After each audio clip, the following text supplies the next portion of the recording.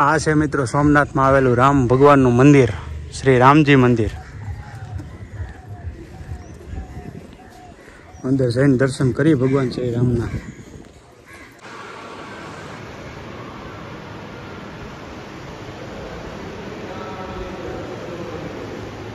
તો મિત્રો આપણે જવાનું છે ત્રિવેણી મહાસંગમ જોવા માટે. ત્યાં 3 નદીઓનો સંગમ થાય છે, હિરણ, કપિલા અને સરસ્વતી નદીનો. તો ચાલો જઈએ ને જોઈએ આપણે. કેટલો મસ્ત મજાનો વ્યૂ છે, બાકી કાંઈ ઘટે નહીં.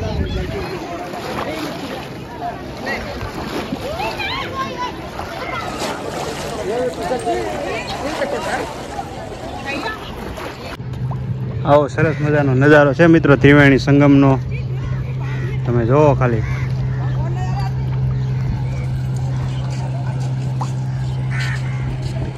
વાહ ભાઈ વાહ. તો મિત્રો અહીંયા ત્રિવેણી સંગમ 3 નદીઓનો સંગમ થાય છે, કપિલા, સરસ્વતી અને હિરણ્યા નદી. કપિલા અને સરસ્વતી ઓલી જગ્યાએથી આવે છે બંને નદીઓ, અને હિરણ્યા નદી છે તે આ જગ્યાએથી આવે છે મિત્રો. તો 3 નદીઓનો સંગમ મિત્રો આ જગ્યા પર થાય છે, એટલા માટે ત્રિવેણી સંગમ કહેવાય છે. જે આપણે સોમનાથમાં આવેલી છે, સરસ મજાની જગ્યા છે. અહીંયા ખૂબ જ મજા આવે છે. પક્ષીઓ પણ એટલા છે, અહીંયા કાગડા છે, પછી ઘણા એવા પક્ષીઓ છે જે અહીંયા વસે છે. તમે જોવો મારી પાસે કંઈ ઘટે નહીં એટલા કબૂતર ને પગલા ને કાગડા. મસ્ત મજાની બોટિંગ પણ ચાલી રહી છે, તમે જોઈ શકો છો. અહીંયા બહુ જબરજસ્ત જગ્યા છે. એકવાર સોમનાથ આવો તો ત્રિવેણી સંગમ આવવાનું ભૂલતા નહીં મિત્રો, ખાસ કરીને આવજો.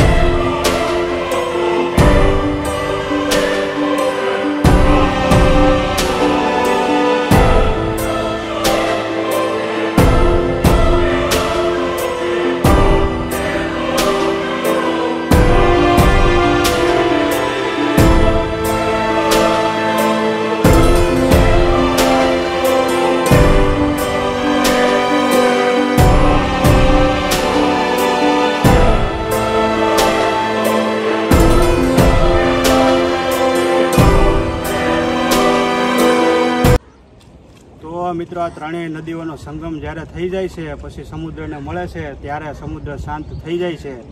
એટલે બધી વસ્તુનું મિલન થઈ જાય ને પછી જ શાંત પામે છે. નદીઓ પણ શાંત થઈ જાય છે અને સમુદ્ર છે તે પણ શાંતિ પામે છે. તો આવી રીતે કંઈક સરસ મજાની જગ્યા છે. આવજો, દર્શન કરજો. ત્રિવેણી સંગમનો મસ્ત મજાની જગ્યા છે, કાંઈ ઘટે નહીં એવી. તમે જોવો મારી પાછળ. વાહ ભાઈ વાહ. ત્રિવેણી સંગમમાં મિત્રો બહુ ભીડ છે હો ભાઈ. તમે જોવો કાંઈ ઘટે નહીં એટલી ભીડ છે. 3 નદીઓનો સંગમ થાય છે, ત્યાં ભક્તો આવે છે અને દર્શન કરે છે ભાઈ.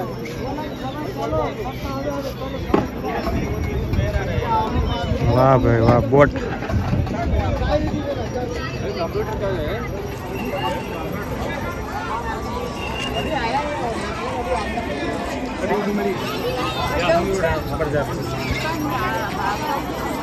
બહુ ભીડ છે મિત્રો.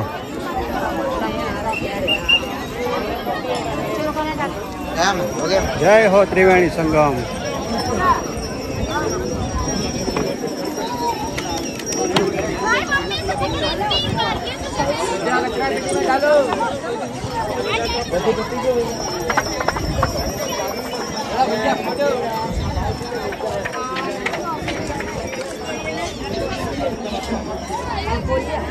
બતક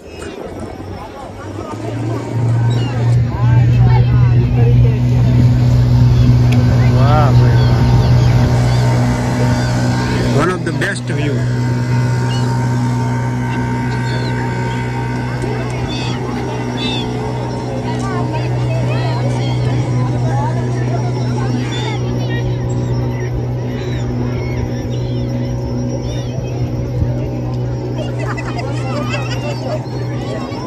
તો મિત્રો આ ત્રિવેણી સંગમ છે, એમની આરતી પણ અહીંયા કરે છે જો ભક્તો શ્રદ્ધાળુઓ. વાહ ભાઈ વાહ, સરસ મજાની ત્રિવેણી સંગમની આરતી કરે છે અહીંયા ભક્તો આવીને. આ છે મિત્રો ગીતા મંદિર, જે સોમનાથમાં આવેલું છે મિત્રો. ગીતા મંદિર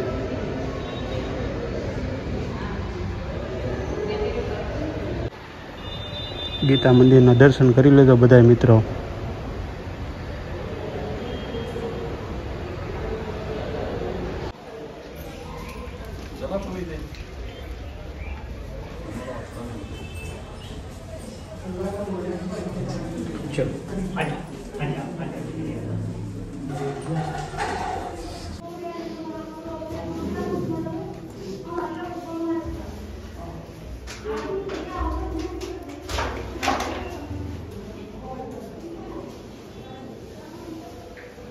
આ છે બળદેવ અને અહીંયા છે બળદેવજીની ગુફા, જેના મેં તમને દર્શન કર્યા મિત્રો.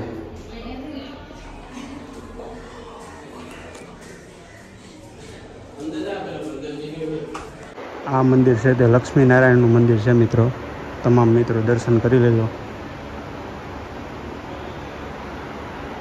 શ્રી લક્ષ્મીનારાયણ મંદિર.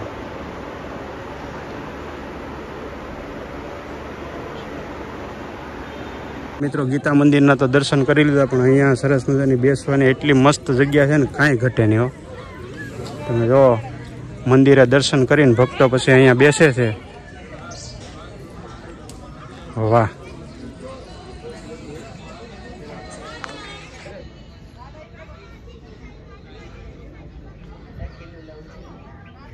જો સરસ મજાની નદી છે અહીંયા.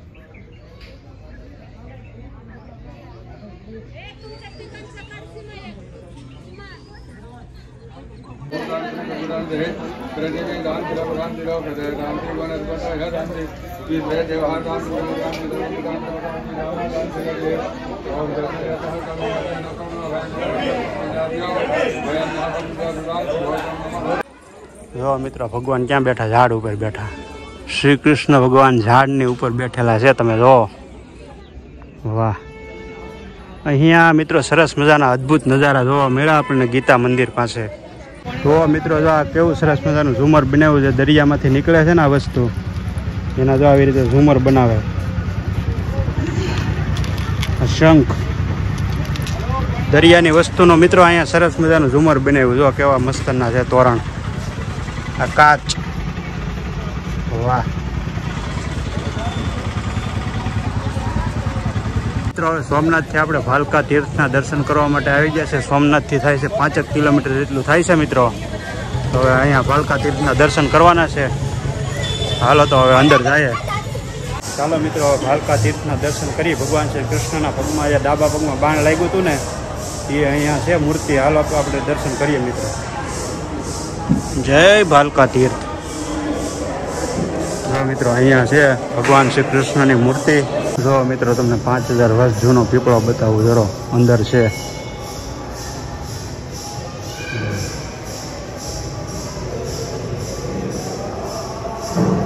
પાંચ 5000 વર્ષ જૂનો પીપળો છે.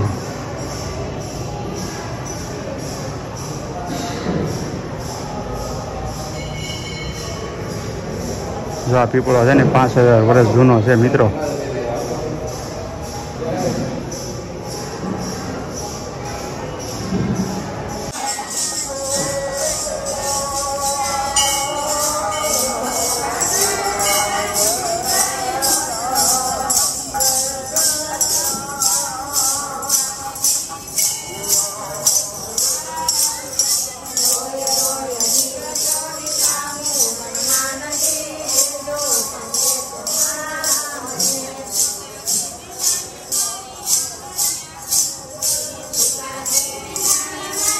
આવું કંઈક સરસ મજાનું મંદિર છે મિત્રો, કાંઈ ઘટે નહીં એવું. અને અહીંયા મિત્રો છે ને 5000 વર્ષ જૂનો પીપળો પણ છે, કાંઈ ઘટે નહીં એવું મંદિર છે. મસ્ત મજાનું ભાલકા તીર્થ, જે ભગવાનના ડાબા પગમાં તીર લાગે છે, એ આ સ્થાન છે મિત્રો. શિકારી જ્યારે શિકાર કરવા માટે નીકળે છે, ત્યારે ભગવાન જ્યારે બેઠા હોય છે પીપળાના ઝાડ નીચે, ત્યારે એને પગમાં લાગી જાય છે બાણ. મૃગલો સમજીને શિકારી બાણ ચલાવે છે ને ભગવાનના પગમાં, ડાબા પગમાં લાગી જાય છે. નજીક આવીને જોવે ત્યારે ખબર પડે કે આ તો ભગવાન છે. પછી ભગવાન પાસે માફી માગે છે અને ભગવાન છેલ્લે એને માફ કરી દે છે. મિત્રો સોમનાથ તો ભાઈ સોમનાથ છે, કાંઈ ઘટે નહીં ભાઈ. મિત્રો તમને આજે ઘણા ખરા એવા મંદિરના દર્શન કર્યા સોમનાથની અંદર. તમને આ જો તમે, વાહ ભાઈ વાહ, જય ભોળાનાથ. પછી રાજયોગનો અર્થ શું છે બધું કમ્પ્લીટલી સમજાવવામાં આવે છે. ભગવાન પર કેમ શક્તિ પ્રાપ્ત કરવી. હવે બધું અત્યારે આ જે કંઈ ચાલુ થઈ ગયું બધી બંધ થાય થવાનું નથી. આગળ આગળ વધારે વધતું જવાનું છે. તો એની આ બધાની વચ્ચે આપણે આપણી સેફટી કઈ રીતે કરી શકીએ? તો ભગવાનને વખત આપશું, ભગવાન પછી શક્તિ આપણને આવડતી હશે તો આપણે સેફ રહી શકશું. એ બધાને સેફ રાખી શકશું, આપણે હિંમત રાખી શકશું, બધાનો સામનો કરી શકશું. એ માટે તેની હિંમત ખાલી આ કોરોનામાં 50% માણસો બીકના હિસાબે મર્યા છે. કોરોનાથી મરવા કરતા બીકના સે વધારે બધા મરી ગયા છે.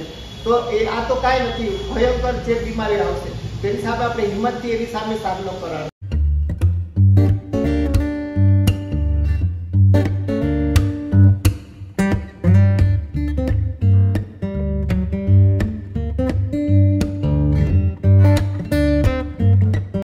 તો મિત્રો હવે દર્શન કરતા કરતા હવે છેલ્લું સ્થાન બાકી છે, જે બાણગંગા છે એના હાલો હું તમને દર્શન કરાવી દઉં.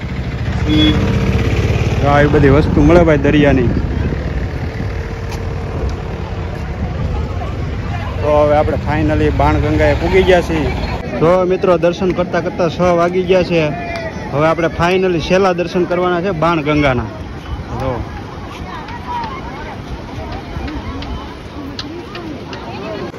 અત્યારનો નજારો પણ બહુ જબરજસ્ત છે, કાંઈ ઘટે નહીં એવો. કાંઈ ટ્રાફિક પણ બહુ છે હવે બાણગંગા મહાદેવે દર્શન કરવા માટે. ભક્તોની ભીડ તમે જુઓ, વાહ ભાઈ વાહ. તો મિત્રો આમાં જોઈને હાલવું, કેમ કે ભાઈ આમાં શેવાળ વળી ગયેલો છે, એટલે ભાઈ અહીંયા દર્શન કરવા જાવ ને બાણગંગા મહાદેવે તો અહીંયા જોઈને હાલજો મિત્રો. જો બધું દરિયાનું પાણી આવે અહીંયા, દરિયાના કિનારે જ બિરાજમાન છે ભાઈ.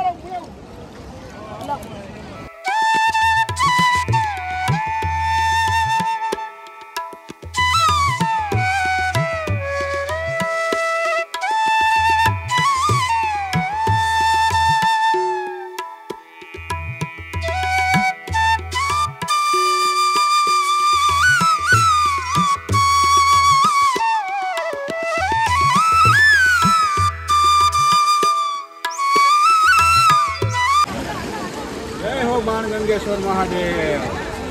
તો મિત્રો હવે છે ને સોમનાથથી હવે ઘરે જવા માટે નીકળી ગયા છીએ અને થઈ ગયું છે અંધારું. જો તમે હજી 80 કિલોમીટર મિત્રો કાપવાનું છે અને અંધારું થઈ ગયું છે. તો તમે બ્લોગમાં બનેલા રહેજો. હવે ઘરે જઈને સીધા મળી. તો મિત્રો 7:05 થઈ ગઈ. અત્યારે ટોલ નાકે છીએ અમે અહીંયા વેરાવળના. અત્યારે જો અહીં નાસ્તો કરીએ છીએ અમે, સેવડો ને એવું ખાઈએ છીએ. હજી 70 થી 80 કિલોમીટર મિત્રો કાપવાનું છે, ઉના પૂગવાનું છે. તો તમે લોકો કન્ટિન્યુ વ્લોગમાં બનેલા રહેજો. અમે થોડોક નાસ્તો કરી લઈ, સેવડો ખાઈ લઈ, પછી મળીએ સીધા ઘરે.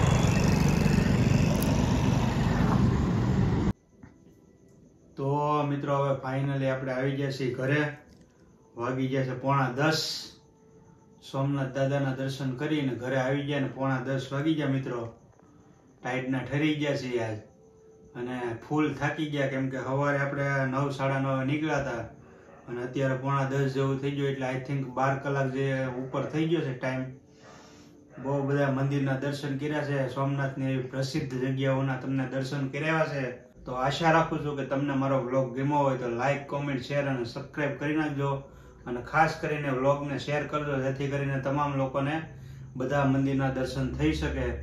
તો કાંઈ નહીં મિત્રો, આજ માટે આટલું જ હતું. જય માતાજી, જય શ્રી કૃષ્ણ. મળીશું બીજા એક નવા વ્લોગમાં. બાય બાય, જય માતાજી.